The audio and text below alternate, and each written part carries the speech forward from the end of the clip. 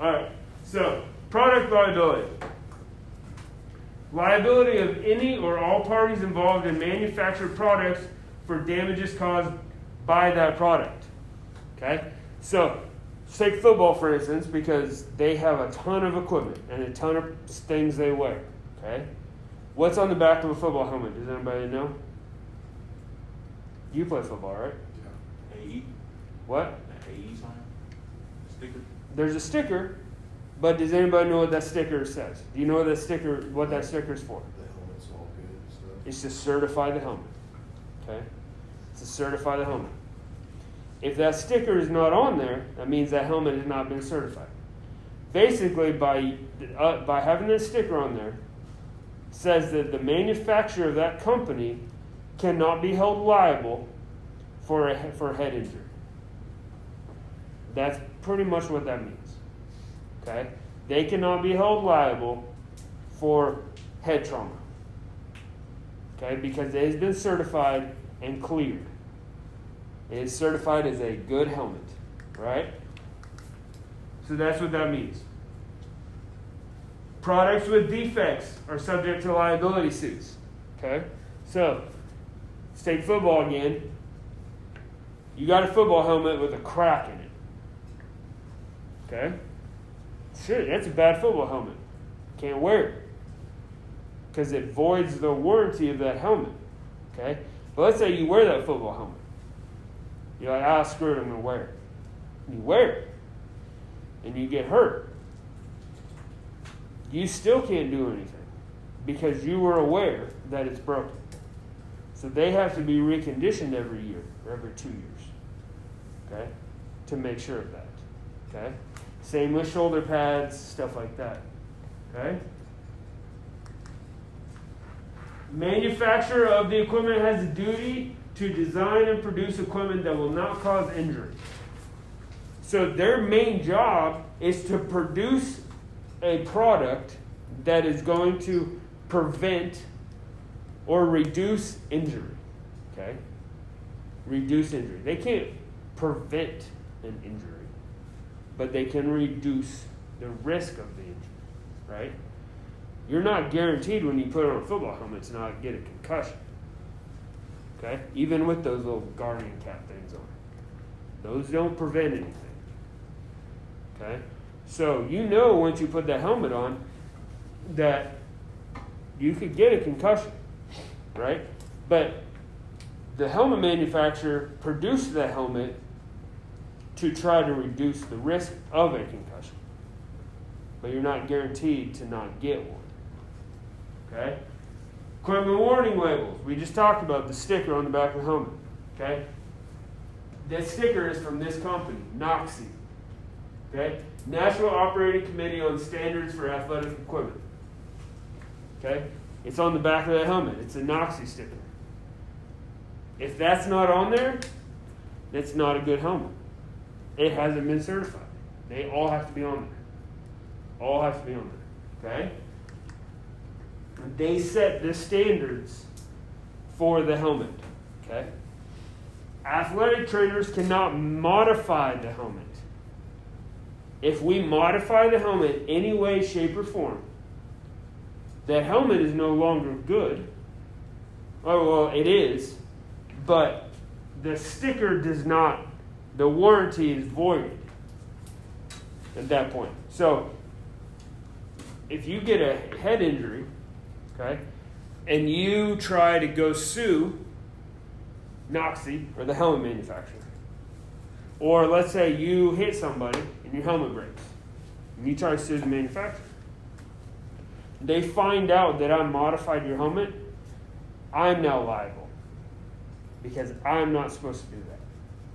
So I'm now held liable for that. Does that make sense? Okay? Okay.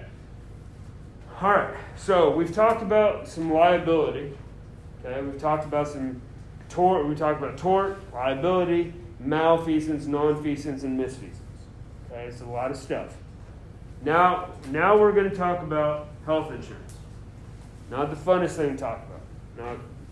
It's boring. But it's stuff we have to start. It's stuff we have to discuss. Okay. So, general health insurance is a policy that covers illness, hospitalization, and emergency care.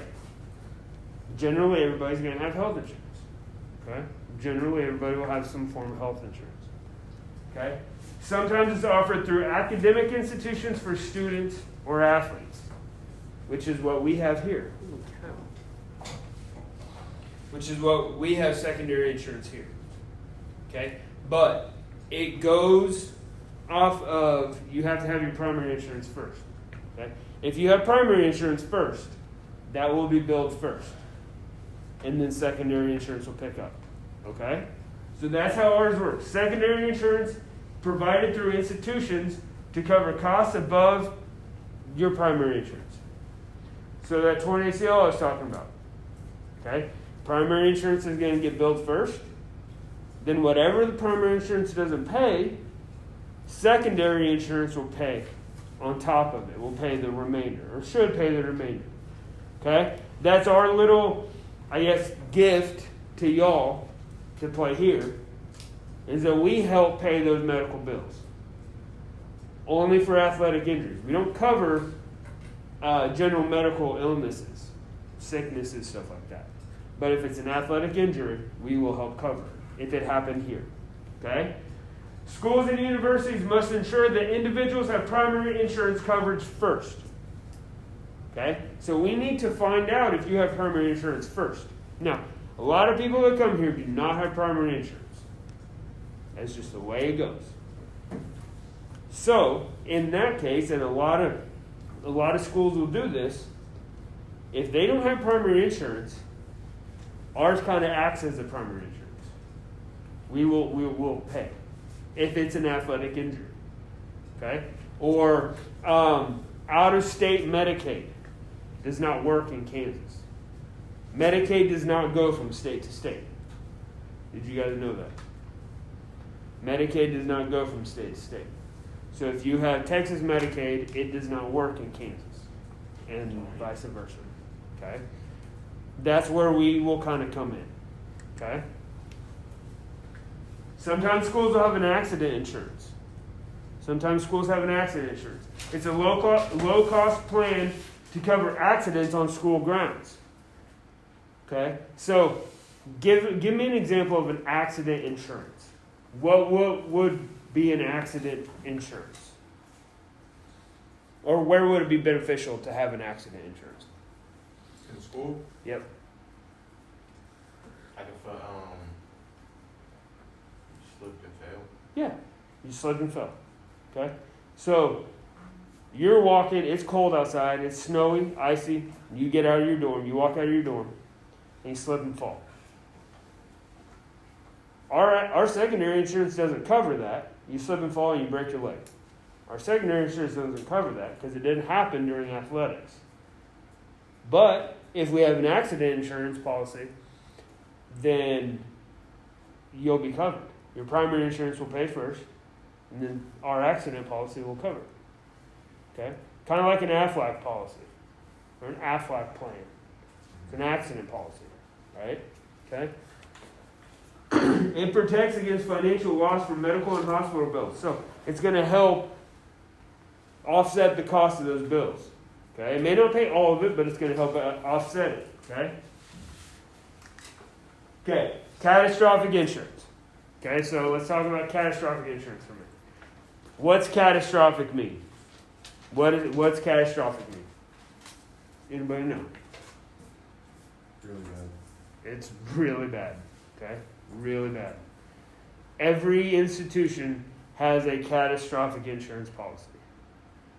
Basically saying that if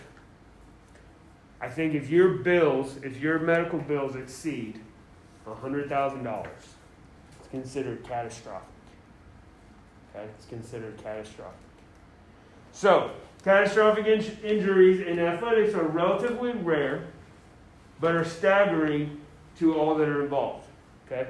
Meaning, they don't happen very often, but when they do, they can be pricey, they can be expensive, and they're bad injuries. How much is an ACL? What? How much is an ACL? About Probably 30,000. That wouldn't be considered catastrophic. It would not be. What? What is a catastrophic injury Okay. Would Alex Smith's injury be like? That is catastrophic. then? That is I thought catastrophic. he only did ACL. What? I thought he only tore his ACL. No. He almost lost his leg. Oh. Okay? So, give an example. And I can't tell you who because of HIPAA. You guys talked about this or you guys read about this. But we had an athlete last year. Had a catastrophic injury. Football player. Okay? We were in Iowa. And he got his leg kicked through. Weirdest injury in the world. I've never seen it in my life. Okay? I'll tell you in a minute. So, he, we were on, it was PAT, okay? PAT football. He was on the end. He was running to block the kick. Okay? Kicker kicked through his leg. Don't think it's a big deal, right? Okay? Don't think it's going to do much. He was running and the kicker kicked his leg. Don't think that's going to cause much. Okay?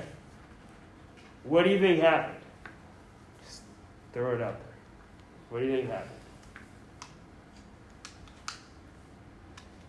ACL, MCL, MCL, meniscus, PCL, no meniscus, PCL, biceps femoris tendon, which is hamstring. Okay, right here. Tore that. Completely gone, ruptured. Dislocated knee. That's exactly what Alex Smith did. Okay? I had that. That's catastrophic. Chances that he was ever going to play again were very, very slim. Chances that Alex Smith was ever going to play again were very, very slim. Alex Smith almost lost his leg. He had 17 surgeries. 17. To try to save his leg. I have one. Okay? To save his leg. That is a catastrophic injury. So they're very rare, but they happen. And when they happen, it affects a lot of people. Okay? So there's an example of catastrophic injury. And if I can find the video, I'll show you all. Because I have it. So organizations, most of the time, they're going to have this catastrophic insurance. NCAA, NAIA, and the NFSHSA provide additional coverage to deal with lifetime extensive care. Okay? So, bigger organizations, bigger associations, NCAA, whatnot, will help provide if, let's say, Alex Smith was in college and he was never going to play football ever again because of what happened to him. So, let's say he lost his leg. Okay? He's going to need a prosthetic. He's going to need all kinds of care down the road. NCAA has insurance that will help pay for that. They will help pay future expenses because of what happened in college. Okay? Unfortunately, we don't have that, but some bigger institutions will. Okay? Okay, it's very important to file claims at the time they happen. It's very important to file claims at the time it happens. It's the responsibility of the athletic trainer to do so. So that athlete that I just gave you an example of, we were in Iowa. I had to file that claim in Iowa. What I mean by file that claim, I had to write that claim report while I was in Iowa so I remembered it. I knew what happened. Okay? Claim reports have to be very detailed. It's an accident report that basically tells you, breaks down what happened to that athlete. When it happened, the time it happened, where it happened, a bunch of information. Okay? So, which is why it's also very important as athletic trainers to travel with medical information, with your insurance, with your medical paperwork. Because I had to take him to the hospital. or he had to go to the hospital. He rode an ambulance to the hospital. Okay? So I had to give them our paperwork at the hospital so that they could file the claim at the hospital. They could file, or they could bill our insurance because of the ambulance ride, the hospital visit, and all the medicine that he was given at the hospital. Does anybody have an idea of how much an ambulance ride would cost? Isn't it like 5,000? It's a lot of money. Way more than 5,000. It's a lot of money. Especially if you are going farther than about 5 minutes away. It's a lot of money. It's probably it is probably over $10,000 to $15,000 just for an ambulance ride. Just for an ambulance ride. I thought it was $500. No. Give an example. My mom was in a car accident about 3 or 4 years ago. Okay? Wasn't bad, but they wanted to take her by ambulance to the hospital. Okay? So that she'd get checked out on the way to hospital, stuff like that. Because of the nature of the accident. It flipped the vehicle. So they wanted to take her by ambulance. Okay? We got the hospital bill. Ambulance ride. Throw out a number. 11. No. 13. No. 25. Yeah, right. 40,000. Oh my God. Okay? 40,000. That's crazy. That was for a 10-minute ambulance ride. Okay? From one area in Wichita to Westlake Hospital. $40,000. 10 minutes. Insane. Very expensive. Okay? Very expensive. Okay? Sometimes additional staff is going to be necessary to make sure this stuff happens in a timely fashion. Okay? Sometimes having more than 2 people or having one person that will file claims and will write insurance, which we do, our athletic secretary, we write the accident form, the claim sheet, and we give it to her and she files the claim. Okay? So having someone else do that helps speed the process along.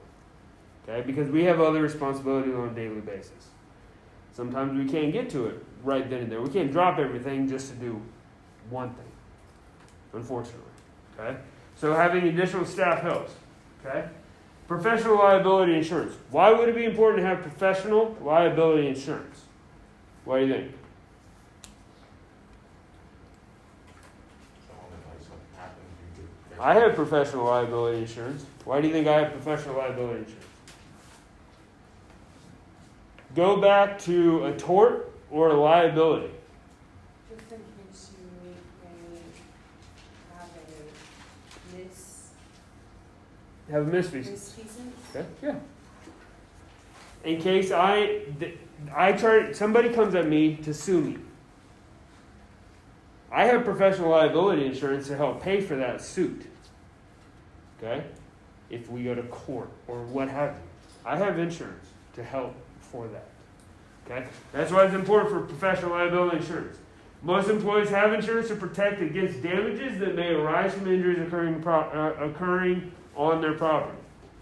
Okay? Which she just said. Right? Okay? Liability insurance covers against claims of negligence on part of that individual.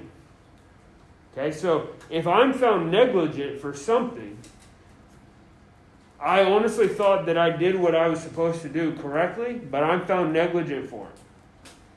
My professional liability insurance can help pay for that lawsuit. Okay? I'm here to tell you right now, I've never been sued, and Lord willing, I'm never sued ever. But I know a whole lot of athletic trainers that have had a lawsuit of some kind, because what I talked about at the beginning of this class, this society is very lawsuit happy. They sue for anything. If you think that you can get any amount of money from me because of something that happened to you on my watch, someone might do it because they think they can get money. Okay? So, like I said, Lord willing, it never happens to me. But I've known plenty of people that have had a lawsuit and their professional liability insurance has paid for it. Okay? Again, because of the rise of lawsuits, this is why it is very important for us to have. All AT should carry and understand the limits of their coverage, of that coverage, the professional liability insurance. So it doesn't cover everything, but it will cover, it's got a limit of things that it'll cover. Okay? So, different types of insurance. There are several different types. Okay? There's an HMO, which is Health Maintenance Organization. Okay? It provides preventative measures and dictates where an individual can receive care. So if you have insurance and you look on your card and it says HMO, it dictates where you have to go to get coverage. So an HMO, you might have an HMO and it says your primary care physician is Dr. Johnny Appleseed. You have to go to Johnny Appleseed before you can go anywhere else. Okay? That's what an HMO says. Okay? And then Johnny Appleseed has to get permission for you to go see someone else. Okay? But if you have a PPO, which is a preferred providers organization, there's a lot of doctors within a PPO that are a part of this organization. So that says that you can go pretty much anywhere. You don't have to have permission from Johnny Appleseed to go. You can just go. Okay? So if you wanted to go to an orthopedic surgeon before you went to Johnny Appleseed, then you can do that. Okay? So I'll give you an example. My insurance, I have a PPO. Okay? Because of what I do, I knew what kind of injury I had. Okay? I tore my meniscus, and I knew that. So instead of going to my primary care doctor, because I already knew what I had, and he's going to tell me, or my my family doctor, because he was going to tell me, hey, you need to go see Dr. Bruner because you have a torn meniscus. I already knew that. So I was able to just call Dr. Bruner, who's also our team doctor, our team orthopedic. I was able to call him and say, hey, I have a torn meniscus, can I come see you? Yeah, because I can do that with my insurance. Okay? But if you have an HMO, I couldn't have done that. I would have had to go see my family doctor first to get permission to go see Dr. Bruner. If I went and saw him and he said, oh no, I don't think you need to go see him, I can't really override that because I don't have his permission. Sometimes you have to get a script, a medical script to go see that doctor. It's just the way it goes. Okay? PPO pay on a fee for service basis. Okay? So sometimes you'll have a little fee at the beginning of your visit to pay for that service. Right? Okay. Then there's a point of service. And this is a combination of an HMO and PPO. And it's kind of based on the HMO model. Okay? But it's got more flexibility. So, it's based on the HMO model, but it has the flexibility of a PPO. Meaning that with a point of service, you may still be able to go see that orthopedic instead of going to your family doctor first. Does that make sense? Okay? So, point of service is a combination of the two. Alright? And then Medicare. Everybody know what Medicare is in here? What is it? What's Medicare? It's from the government. It's from the government. And it covers seniors. Majority of the time it's going to cover seniors. If you're 65 or older, okay? It'll cover seniors. So Medicare is a federal health insurance program for the elderly and disabled. Okay? There's two different types of Medicare. Did you guys know that? Medicare A and Medicare B. Medicare A covers the hospital portion. So there's so it's premium free and retirement for beneficiaries.